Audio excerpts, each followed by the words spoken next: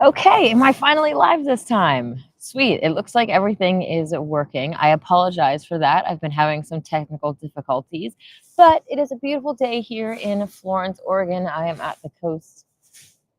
Oh man, there's some people fishing. We should channel some Peter Hoppen energy and go and throw some rocks in the water so that they don't get any fish. Anyways, I would love to start off with prayer. God and Goddess, thank you so much for so much beauty around us and all of the wonderful things that you have given us to explore in this reality. Thank you for safe travels up here to Florence and for the ability to connect with my fellow Megillah lovers and the opportunity to speak in church and getting to go to dinner with Pastor last night and all of the good communion and everything that has happened.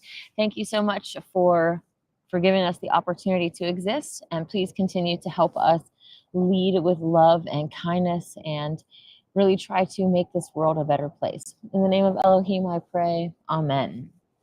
Today is Mind Day, and I'm trying not to get blinded by the computer screen with this glare on it. But the prayer is, our God and Goddess, immanent and transcendent, send to all your angel of peace. To all the helpful thoughts of my mind, send your angel of power. I know how important is it to control what is in our minds, the things that's coming in, the things that we are ruminating on and continuing to allow to take up space in our minds.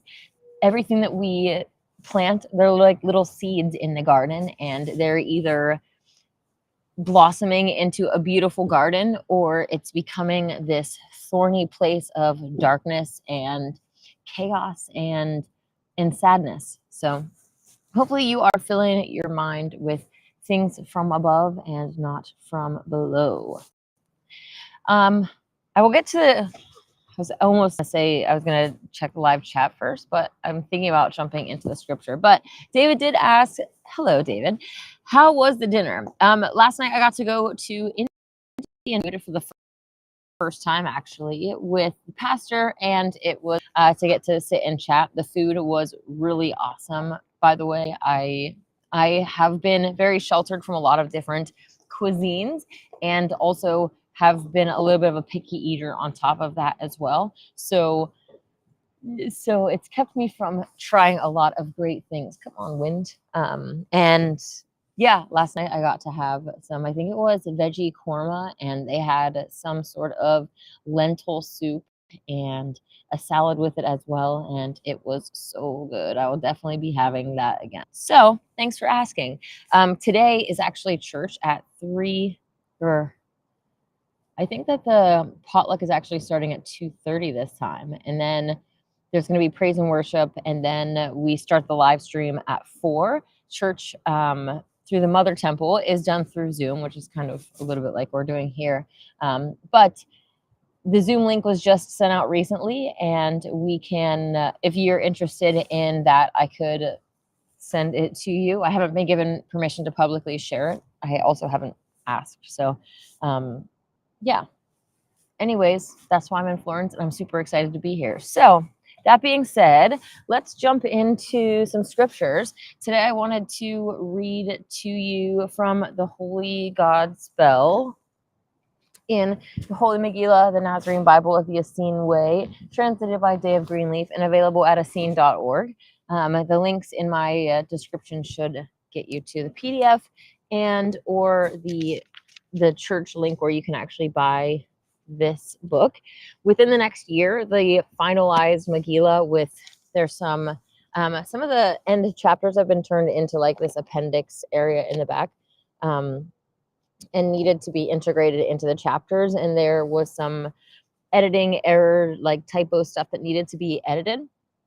And a glossary is getting added, and just different things that they're going to have in the final Megillah they don't have in this one. Excuse me. But that being said, I highly recommend this. But I guess my point was that if you aren't at a place that you can purchase one at this point in time, the next version, it's the same stuff, but with more added material, will be available within the next year. So that'll be interesting to see what has been kind of left out. Not that it was deliberate, but they're like translating from the beginning and putting it out as it's being translated and completed. So there's obviously stuff in the back that hasn't been finished yet. And actually today's church sermon is going to be on some of that unpublished material, which I'm super excited about to hear that. So again, if you're interested in that, my email is queenananasnow@hotmail, or that used to be my email. It's at gmail.com now. My old one used to be at Hotmail, but I lost access to that. So anyways, if you want the link for that, I'll be happy to give it to you. So today I wanted to read some of the cool stories about Yahshua and Miriam's childhood. And they are both from the Nasarean kibbutza, and both of their parents, Miriam and Yahshua's parents, are from 6 generations of the Order of the Immaculate Conception, which was parents, people that are not only born into it, but when you grow up, you get to decide if you're going to stay in the order or not. But the order is about purification. You purify yourself, and you have sexual encounters to conceive children in a positive and pure way that were in line with the Nasarean teachings.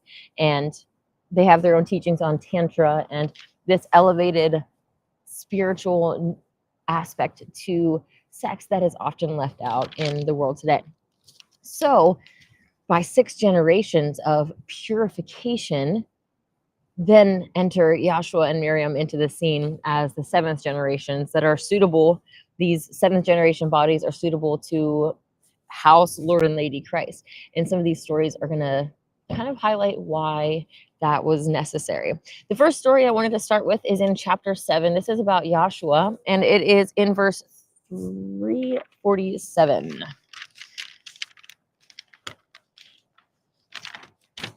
This breeze feels really nice, but I'm glad that the microphone is here to kind of help keep the wind out of the ears here. So again, this is the child Yahshua. On the outskirts of Bethlehem was a young woman possessed by demons. Lo, she caused so much trouble that the people, fearing her, tried to keep her in bondage with leather thongs and ropes. But the woman could not be kept in bondage, for she broke the thongs and ropes. And this was possible because the demons gave her the strength of many men. The people gave up trying to tie her, for they feared her. The only words from the mouths of this woman were foul curses and evil pronouncements. And she gave her body to every willing man, though most feared to come near her. Yea, and she ate raw flesh and drank a vast amount of strong drink. Those behaviors are definitely associated with demonic sexual promiscuity. Eating raw flesh, drinking a bunch of liquor, they're definitely portals and openings for demons to come in. And boy, are they ready to come in to any willing victim. Her story, how she became possessed by demons, is as follows. Again, this is coming back to the childhood of Yahshua, so just bear with me. Lo, she had become possessed 2 years before when she hired a man to poison her rival. Yea, she had paid a man who practiced black magic to poison a woman who was her rival for the love of a man. For behold, both women hoped to marry the same man. The dark magician had agreed, but demanded a price, saying, "If I poison your rival, you must pay whatever price I ask." The woman replied, "I have little money." He said, "My price will not be money, and it within your means to pay." Happy that the price would not be money, the woman had agreed. And when the magician poisoned the woman's rival, the woman exulted. For though the rival was not dead, she was in a coma, a sleep from which no one could awake her. Sounds like Sleeping Beauty, right? And thus was not fit for marriage. And then the magician declared his price, saying, "You must let 2 of my disembodied servants share your body. For behold, they desire the things of the flesh, but have not bodies." The woman was reluctant, but agreed. But the man she hoped to win as husband, though he did not know that she had hired a man to, sensed darkness in her and desired not her hand in marriage. Yea, he declared that should his beloved never awaken, he would never marry. And from that time on, the demonically possessed woman wore no clothes and offered herself to any and all men, yea, and drank strong drink and ate raw flesh, for these were the desires of demons within her.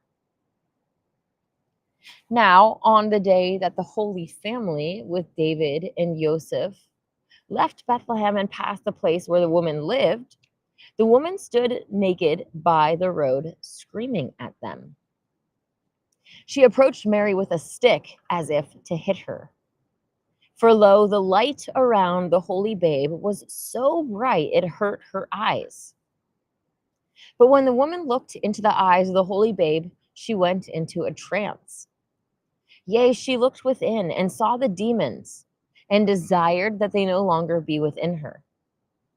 And she saw the evil deeds that the demons did through her. And she saw her own evil deeds, and how by hiring the magician to poison her rival, she cast herself into hell. Yea, she saw all these things as she gazed in.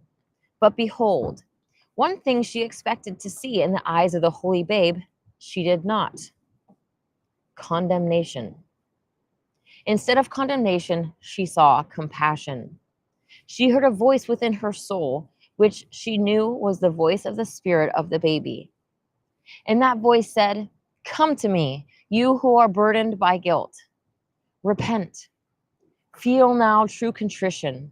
For lo, the kingdom of heaven, even now in your hell, is at hand. Take my yoke, and I will give you peace." And the woman felt true contrition for her sins. She said for all to hear, "I this day repent of my sins." And then the woman fell at the feet of Mary and said, "I am in the hell of self-loathing, for behold, my sins are vast. Yea, in my jealousy and scheming, I hired a man to poison a rival. She has been in deep sleep for 2 years, and none can wake her. And I have willingly let demons reside within me, that they may enjoy the things of the flesh. I regret all these things." Then David the Yair looked into the eyes of the holy babe, knew what he must do.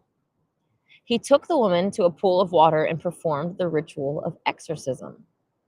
Then he instructed her in the Nasarean way and warned her to eat no flesh, saying, "The demons have fled, but if you eat flesh, they may return. For by eating flesh, you weaken the Magan Ha'or, the shield of light that surrounds your body." Then, lo, David told her where to go to find a Nasarean teacher who lived in the hills near her village, so that she may learn the Essene way of life. The woman pitched a tent near a cave of a Nasarean teacher. For 7 years she studied the way with this teacher. Then, behold, she returned to her old village and ministered to the needs of orphans and the infirm.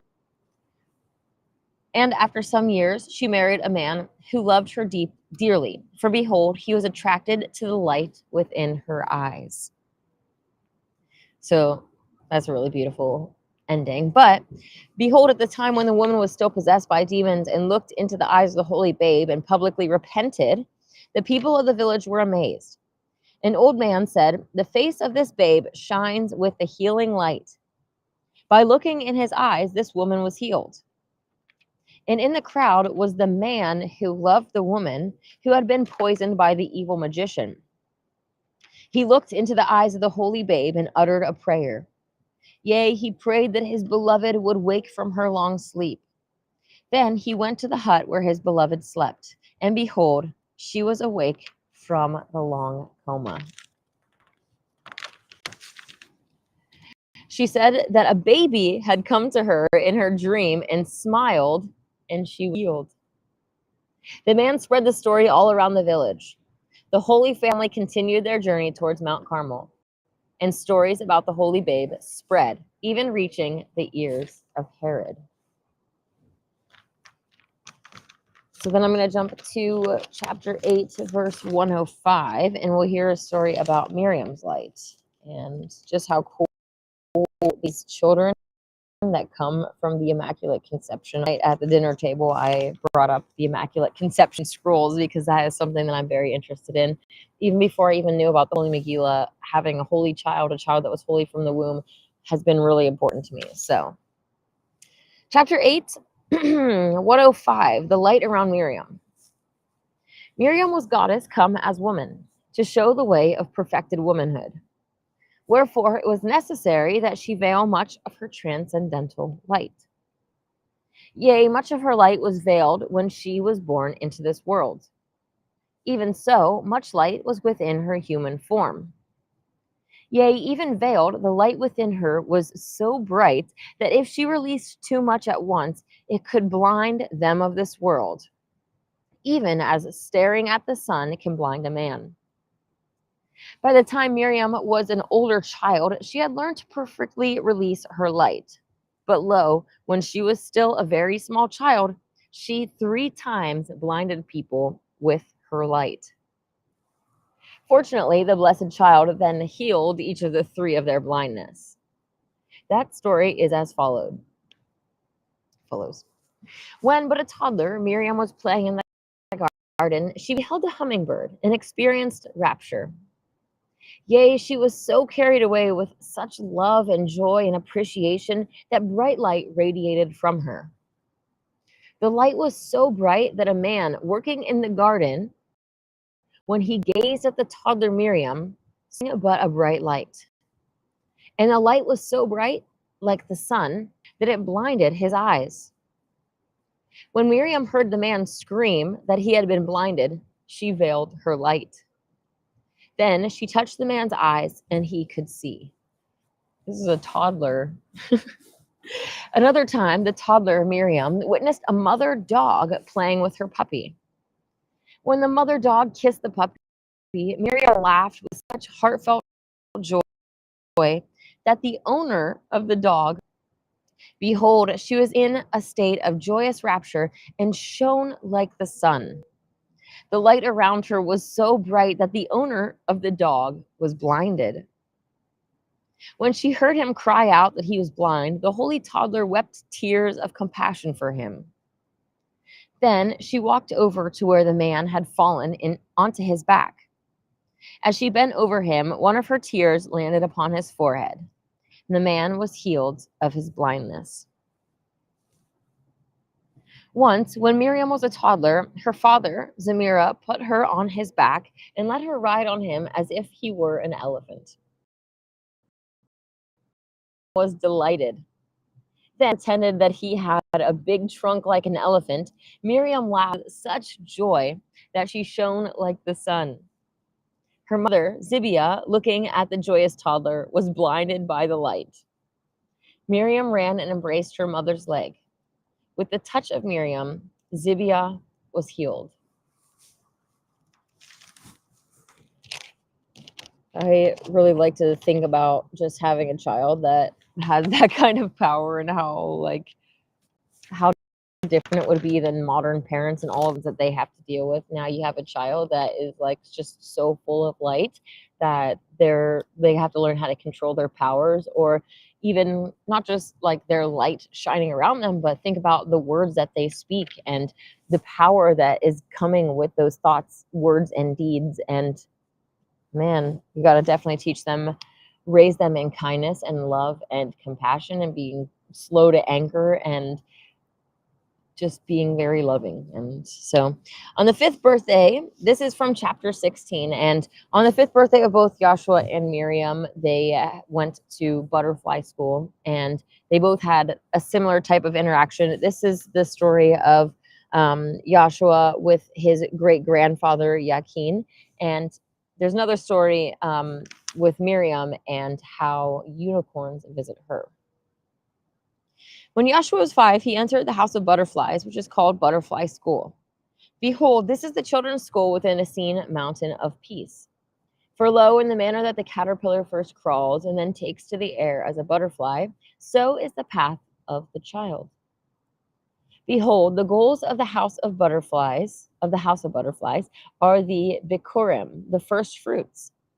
And the first goal of the lesson is that each child learns hesed, which is kindness. Wherefore hesed is called the bikur, which means the first fruit. For lo, what good is knowledge if one has not a foundation in kindness? Lo, the master teacher at the school was a great Yidioni, a great wise one, a great wizard, named Yakin. And Yakin was Yahshua's great grandfather, being the grandfather of his mother Mary. And the garden master of the house of butterflies was a great prophetess named Anwa. Behold, she was the great grandmother of Yahshua, being the wife of Yakin. On the first day that Yahshua sat with Yakin in butterfly school, Yakin taught him the way of kindness. Yakin pointed to a drawing of an upright star of 5 points and said, "Behold, the star of compassion. Each of the 5 points of this star has a precept associated with it. These 5 precepts are called the precepts of kindness for Upright star, which is the star of compassion. And this upright star is like unto a figure of a human with 2 legs, 2 arms, and a head. Wherefore the first precept is called the right leg, the second precept, the left leg, the third precept, the right arm, the fourth precept, the left arm, and the fifth precept is the head. Note that at the center of the star, wherefore this is the star of compassion. And within that heart is written a word, and that word is love. For lo, compassion is a fruit of love. Behold, this star shines brightly over the kind ones of humankind. And this star is the symbol of the human being perfected in love. Then, as a gift to Yahshua in celebration of his 5th birthday and first day of butterfly school, Yakin placed a pentagram pendant around his neck. Yakin told Yahshua, "Behold, these are the 5 precepts of kindness for people of the upright star. Precept 1, the guiding principle. Be kind to all creatures as you wish kindness done to you. For so it will be done, if not in this life, then in the life to come." Precept 2, forgive yourself the trespass that is bound with being human. Even the vegetarian is not without violence. Yea, farmer disturbs the ant's nest, and the gentle gardener occasionally kills a worm, for this comes with breaking the ground. Forgive yourself the trespass bound with being human, but lovingly walk the path of kindness with all your heart and strength, taking what steps you can toward ever increasing kindness toward all living beings. Precept 3, truly hope for the best for beings, human and non-human. But know that what is truly best for a being and what a being may believe is best may not be one and the same. Lo, truly hope for what is truly best for each being, leaving it to Jaja to determine what is best. For behold, a hunter might believe it best that he slays many creatures, but Jaja may believe it best that he cease killing. Precept 4, wed your kind hopes with daily deeds of kindness. Precept 5, the most needed thing. To grow steadily in kindness, one thing is most needed. You must truly desire with all your heart to be kind. Behold, after Yakin spoke the 5 precepts of kindness for the people of the star, he said to Yahshua, your first lesson is to learn the first sentence of the first precept of kindness. That precept is the guiding principle of the house of kindness, which is butterfly school. Yea, your first lesson is to remember and repeat aloud the first sentence of the first precept. Lo, I will help you. We will read it aloud together many times, and there is no hurry. Even if it takes you until you are as old as me, and like me, you have grown a long white beard, that is okay. I would still love you very much. But you are a smart boy and will likely learn the words of the first sentence fast. And then we will learn the rest of the words of the first precept. We will learn the other precepts. For behold, together they form one star of compassion. Then, lo, old Yakin laughed joyfully, and so did young Yahshua. Yakin laughed to lighten the teachings, for the master teacher sensed the balance in every moment and acts accordingly. Yahshua laughed at the thought of himself with a beard like great-grandfathers. I love just the cuteness in some of these stories and how human they are. Even though they have these amazing, they're just still like they still have human qualities at the end of the day. So the next thing I wanted to read to you again is from chapter 8. I'm kind of switching between stories of Miriam and stories of Yahshua. Chapter 8, verse 423, which is titled Why Miriam Could See Fairies. One sunny morning, Miriam sat beneath a persimmon tree in her mother's garden.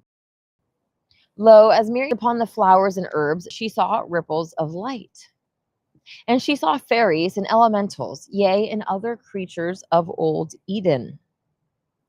Behold, when Miriam spoke to her mother about the garden of life, Zibiah said, I know that such creatures exist, but I do not see them.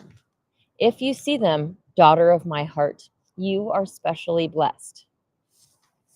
Later that day, little Miriam sat in the garden by herself.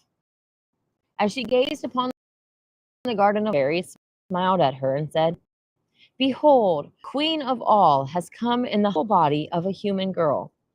And, like a little girl, she must be taught, for lo, she has come as human, not as goddess. Wherefore, she who wrote the book of life must now be taught from that book. And this is according to her own choice made before coming in flesh. I bow before the profound majesty of her humility. And then the flower fairy bowed to Miriam. Miriam asked, Why can I see you, but my mother cannot? The fairy answered, You are at the center and see the things that are close to the center. Miriam asked, If I am at the center and see the things that are close to the center, things that my mother sees not, why can I also see what my mother sees? The fairy answered, Those who are at the center see near and far. But behold, amongst humans, your mother, Zibiah, sees much further than most. That's interesting, too, to think of how much is actually hidden from our human perspective and how many different entities and elementals and things are happening all around us that we just aren't privy to. But even in that text, it's talking about like her mother was from the 6th generation. So compared to a normal human, she sees a lot more, but she still wasn't able to actually see the fairies that Miriam was able to see. So that's kind of cool. There's actually a story on the next page called Miriam and the Playful Water Fairies. One day, while sitting beside a pond in the forest, Miriam picked a drowning bug out of the water. Lo, one of Miriam's favorite stories in the Holy Megillah was the story of Ezra, the frog who rescued drowning bugs. You may or may not remember, but Ezra was like the first Nasarean frog prophet on this world and would go around trying to tell other frogs not to eat bugs and them to return back to the way of Eden as well. It was that story, the story of Ezra, that inspired Miriam to rescue drowning bugs. But on this day, the bug she rescued was not really a bug. It was a playful water fairy pretending to be a drowning bug. After Miriam rescued the bug, the little bug became a beautiful fairy and sang the following words. The mother comes as daughter. She visits the fairy pond. The fairy is a prankster. playing games all day long. The fairies are of old Eden, and there they knew the dove. They love and serve Queen Jana as they love and serve Lamb. But we fairies have a way of showing our great love. We love to play the entire day with our friends we dearly. Then behold, the fairy spoke, saying, "Will you play with me and my friends?" Miriam replied, "I would love to play with you, but where are your friends?" Lo, the forest was suddenly full of fairies, and all of them wanted to play with Miriam. She played all day, then asked, "Do fairies ever work?" Her first fairy friend laughed, then said, "We tend to garden, but even then we play." All the fairies laughed and took turns kissing him on the cheek, for lo, they knew the holy child must go home before dark. Miriam said, "Goodbye, good fairies. Thank you for the wonderful day of play." The first fairy answered, "We thank you for saving what you thought was a drowning bug. It was in reward for that kindness that we revealed ourselves to you." It's kind of cool to think about us being kind and walking that path of kindness, and then more things, not just fairies, but so much more being revealed to us through that expansive path of love and essentially Yah's way, right? Expansion of existence, consciousness, and bliss.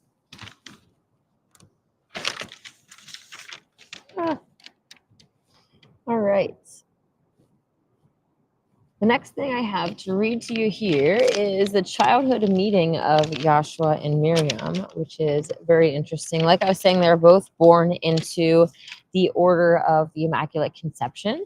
And at a certain point, all of these children get to decide if they're going to continue in the order or not. You're not forced to participate. But they had stricter rules. One of the more strict rules, for instance, was the marrying age was actually higher than the natural age of marriage for the other Nazarenes. So they had to wait longer, and it was taken more seriously than the average. The average people weren't given anything like what we're given as well. They're still taught that like sex is sacred and all these different things, but the people in the Immaculate Conception are actually taking more steps to purify themselves and doing different enchantments when they're trying to, during their tantric sessions, doing different chants and things to actually bring in that light that are different from the average person. In the 7th year of Jade, come as Yahshua, the Holy Child. The Holy Child embraced his eternal soulmate, the blessed child Miriam, during a brief encounter in Alexandria, Egypt. And that story is as follows. One sunny day, while Yahshua played with other Nazarene children of the Essene temple in the region of Alexandria, which was in the wilderness outside of Alexandria, behold, the children crowned him their king. The children led him to a wooden chair in the center of their circle to sit. When the holy child Yahshua sat on the chair, behold, his playmates placed upon his head a crown of vine and flowers. Lo, the children then placed a wooden staff in his hand, saying, "This staff is your royal scepter." Then they bowed to him, saying, "Hail, King of the All." Yahshua, in awareness of himself as Jade come as man, said to the children, "Behold, your eyes are clear and your voice speaks truly. But see that you tell this to no one at this time, for I come as a man, not God, to show the way to walk as a righteous man. Yea, I come to teach you the way to all who will follow me in the resurrection from fallen flesh into the ascended bodies of heavenly cherubim. Everything that I do, man and woman can do. Yea, I come with my glory veiled as a righteous son of mankind to show the way of ascension to the children of this fallen world. But the time of my manifestation to the people yet come." This is a 7-year-old, by the way, like just to keep that in mind. Then behold, David the Ayir, grandfather of Yahshua, approached the assembled children. And with David was an Ethiopian woman and a girl child. David spoke to the children, saying, "This woman is Zibiah, a Nasarean from Old Cush." Lo, Old Cush was the homeland of Old Eden, which was the first Nasarean settlement on this world. With Zibiah is her daughter of 7, Miriam. Behold, they are fleeing from Cush to Galilee, for our enemies seek to kill them. These enemies have already killed Zibiah's husband, the holy Zemira, the father of Miriam. Zibiah and Miriam will rest some days with us, then continue their journey. Wherefore, do not speak of these things to any who are not Nazarean, for our enemies have spies in Alexandria. David and Zibiah left Miriam with the children for a time of play and went to council with high priestess Rose, wife of David. When the adults left, Yahshua took the crown of vine and flowers that the children had placed on his head and placed it upon the head of Miriam. He then led her to the wooden chair in the center of the circle, saying, "This is your throne, for lo, you are my queen. Thus it has been from the beginning. Thus it is now. Thus it shall ever be." For when from Zimsum came forth King Jadeh, beside him was his queen Janah. Yea, you are my eternal spouse. We are one Lord and his lady, one king and his queen, one God and goddess immanent in service to God and goddess transcendent in Yah. Amen.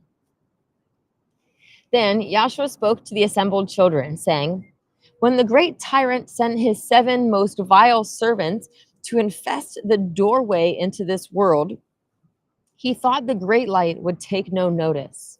For lo, he concealed his work in webs and shadows. But my queen is the great feminine light, and she takes notice when one of her temple wombs is desecrated. And so she entered through this doorway. Yea, she entered and purified this womb, casting out the vile 7 and their helpers, from where the law declares they are not free to rest or nest. From the realm of entry to this world is to remain neutral according to the will of Elohim. And when the 7 servants of the great tyrant fought against the great light, who is my Shekinah, they knew not who they fought against. But be warned, though the 7 are forbidden to nest in the doorway of entry to this world, they have freedom to roam elsewhere in this world. Even now they roam this world with many of their fellows, both embodied and disembodied. Then lo, a child put a second chair in the center of the circle, and the children sat Yahshua upon his throne. And they made a second crown like unto the first, and placed it upon his head. And one brought a harp unto Miriam, and she played a song of exquisite loveliness. Yea, and while she played, the children danced around their king and queen. Then behold, Miriam, who had yet to speak, took Yahshua by the hand. Looking deeply into his eyes, she sang to him. We now call this song the first song of Miriam to Yahshua. The words are as follows. And from a young age, Miriam got the nickname Bat-Kol, Batqol, which means daughter of the voice. And this was in recognition of the healing power of her voice. She was literally able to send healing energy towards people and heal animals by singing towards them. It's really cool. So the first song of Miriam to Yahshua. As honey drips from honeycombs, and as milk flows from the breasts of a nursing mother, so does my love pour forth unto thee, my King. My love pours forth unto thee. My love pours forth unto thee. Heavenly love from a heavenly sea, my love pours forth unto thee. As heavenly water gushes forth from heavenly springs, and as living waters forth from mountain springs, so does my love pour forth unto thee, my King. My love pours forth unto thee. My love pours forth unto thee. Heavenly love from a heavenly sea, my love pours forth unto thee. As heavenly songs, the birds of heaven sing, Heavenly birds happy in heaven. So does my heart sing unto you, my King. My heart sings unto thee. My heart sings unto thee. Heavenly love from a heavenly sea. My heart sings unto thee. Then behold, Miriam spoke unto the children, saying, the song of Miriam is to her king, her spouse. For lo, in union we are one in Yah, for the creative expansion of the all. Without one another, the Lord and Lady would be unfruitful, and creation would be naught. Wherefore we are never apart, even when we journey in different lands. For I am in him, and he is in me, now found in Yah. Amen. I'm going to actually stop there for today. There's so many other scriptures or stories as well that I want to just share with you. But I am in Florence here because I have church in just a little bit. So I got to go and get ready and do all these other things. But I'll check out the live chat real quick and see how everyone is doing. Hey, Krishan, how's it going? Thank you, Inanna, for everything. You're welcome. I appreciate being able to have this platform and connect with people, and especially to be able to share these scriptures because they're life-changing. And I think that if everyone just embraced these holy scriptures and put away the other scriptures, the world will be a better place. So anyways, hello, Andrews. Not really sure how you say that. Oh, hey, Dave, how's it going? So cool hearing about the child of Miriam and how much light she came into this world with, right? Something to strive for, to increase our personal light, to enable access to higher powers and gifts. Absolutely. And that kind of just reminded me, it mentioned how Miriam was clearing out the pre-waiting room before you enter in. And later in the story of Christ's crucifixion, in the stuff that's leading up to that, hear about go into the waiting room that was after, clear out that space and really get all those demonic forces out. So someone's pulling into this space, and I was wondering if it was a lady that had just recently left, and for some reason she was very unhappy and like flipped a whole group of us off. I'm like, why is she flipping us off? And no one knew. So anyways, blessings to people. And yeah, I saved a drowning mosquito hawk in my shower this morning. Oh, that's really nice. Fairy party, here we come. Oh, that's really cool. Yeah, and I just love the correlation they're saying, your gift of kindness, or your kindness was rewarded with this gift of being able to see these fairies and all that. And even with a mosquito, I myself would struggle with wanting to save brother or sister mosquito, because I would be like, man, I'm just gonna save you and put you outside, and then you're gonna find your way back in here and bite me. But yeah, even the smallest bugs we can show our kindness and love to, and just have that energy of love and kindness going towards all living things, because we're counteracting so many negative thoughts, even our own. Like my personal, I'm like, oh, mosquitoes. I'm like, oh, flies. Like those are negative energies essentially that are going to these living beings. And whether I like it or not, I just need to reprogram myself in different ways as well to different beings, and just seeding love everywhere instead of having those negative feelings. Whether that's my personal opinion or not, I can still just have love and be love, and my goal. So that being said, I'm going to be jumping off here.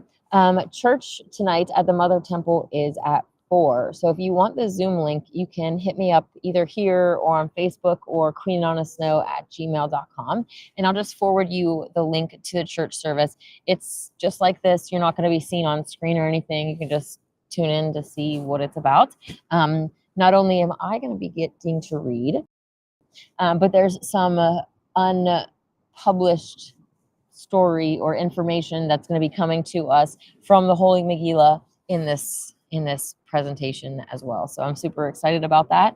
Yeah, there's going to be a potluck before, so I have some cashew cheese that I made, vegan of course, with some veg. But I'm super excited because I also brought some foraged Mount Shasta grapes, those seeded grapes that I've been nibbling on. I brought some with me, and I brought some gallons of Mount Shasta water to share with everyone. So I guess I should figure out some sort of bread thing.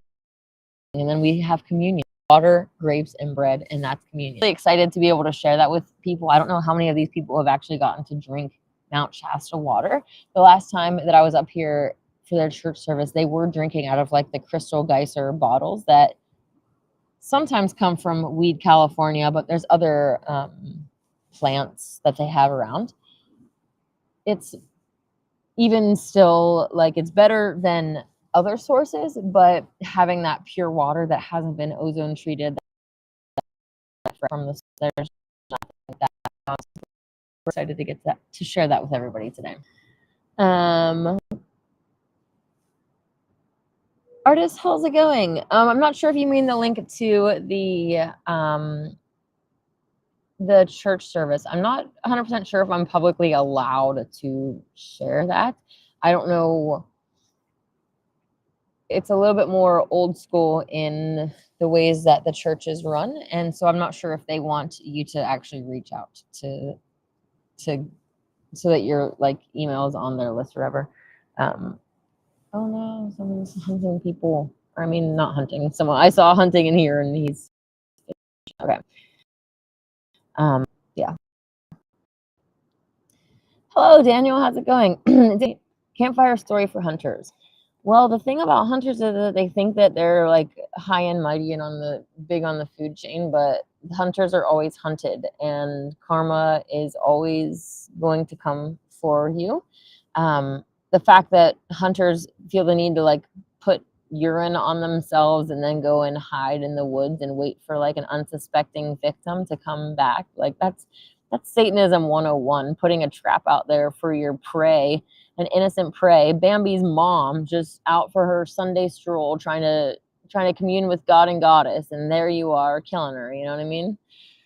Anyways, I hope that you have a wonderful day. I'm super excited about church, and I don't want to leave on any negative notes. I love even the fallen hunters, and I hope that everyone comes to enlightenment and comes to a better place, because frankly, all of us staying in that darkness is not just hurting the animals, but it's hurting ourselves as well. Hunters and animal eaters, you know, they can claim that they're happy, but look at their lives, look at the suffering, the disease, all these other factors.